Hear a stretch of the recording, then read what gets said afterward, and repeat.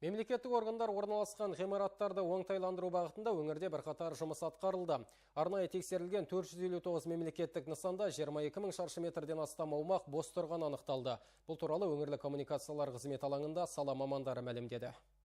Тексеріс нәтижесінде мемлекеттік органдарға тиесілі ғимараттарда 22.141 шаршы метр аумақ бос тұрғаны белгілі болды. Қазірдің өзінде соның 6 мыңнан астамы оңтайландырылды. Осылайша 2 миллион теңгедей қаржы үнемделген. Бірінде зал, енді бірінде кабинеттер бос тұр. Кәдеге жарамай қаңырап тұрған орындардың дені аудандарда орын тепкен. Қазір олар кәсіпкерлерге төмен бағамен жалға беріліп жатыр. Іскер азаматтар бұл жерлерде кеңсе жасақтап, халыққа өз қызметін ұсына алады. Атқарылған жұмыстар тиімділігін көрсетуде дейді мамандар.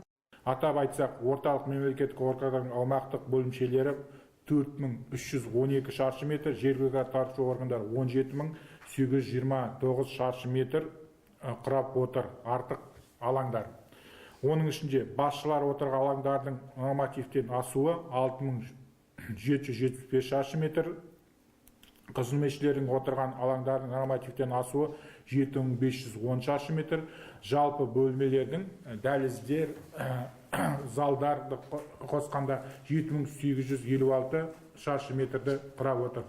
Ал кейбір мемлекеттік органдарға берілген ғимараттар тарихи сәулет ескерткіші деп танылып қорғауға алынған. Олар қазынашылық департаменті, мәдениет басқармасы. Сондықтан мұндай көне нысандарға қайта жоспарлау жұмыстары жүргізілмейді. Жалпы соңғы 3 жылда 54 мың шаршы метрден астам аумақ оңтайландырылған. Бұл барлық әкімшілік ғимараттардың 28%-ын құрайды. Мамандар сондай-ақ мемлекеттік қызметшілер тапсырған сыйлықтар бойынша да мәлімет берді. Айта кетейік, мемлекеттік қызметші алған сый-сияпатты 7 күннің ішінде арнайы орталыққа өткізуі тиіс.